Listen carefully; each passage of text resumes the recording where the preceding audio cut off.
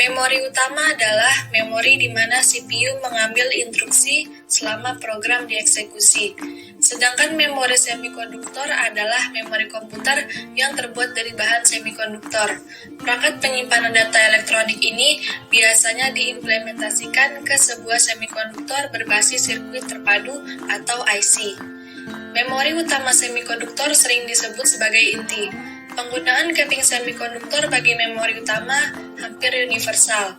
Memori utama merupakan media penyimpanan dalam bentuk array yang disusun word atau byte yang mempunyai alamat sendiri dengan kapasitas daya simpannya bisa jutaan susunan. Data yang disimpan pada memori utama ini bersifat volatile, artinya data yang disimpan bersifat sementara dan dipertahankan oleh sumber listrik. Apabila sumber listrik dimatikan, maka datanya akan hilang. Elemen dasar suatu memori semikonduktor adalah sel memori.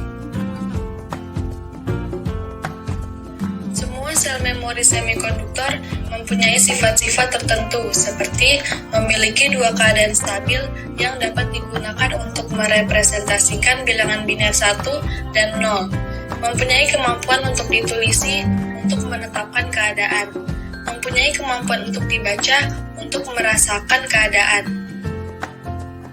Selanjutnya, parameter-parameter memori. Yang pertama, kapasitas.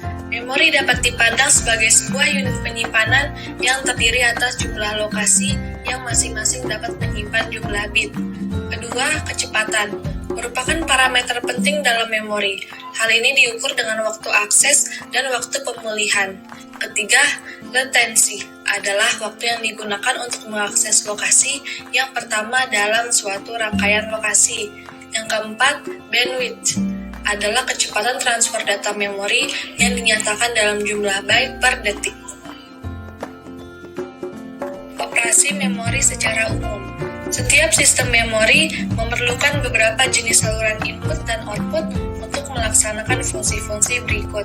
Yang pertama, memilih alamat memori yang akan diakses untuk operasi baca atau operasi tulis.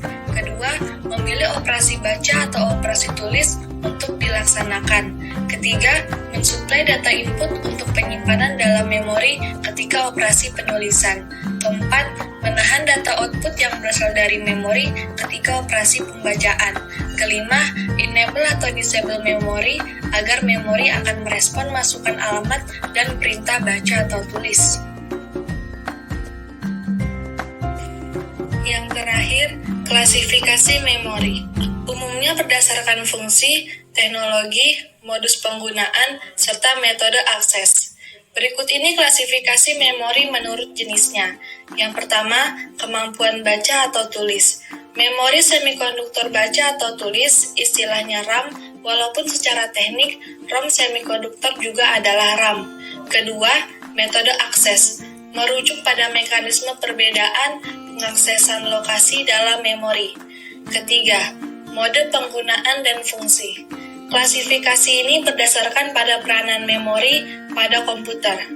Pada dasarnya, ada 5 peranan memori dalam hubungannya dengan CPU, yaitu register internal, memori utama, memori sekunder, memori cache, dan memori virtual. Keempat, teknologi memori.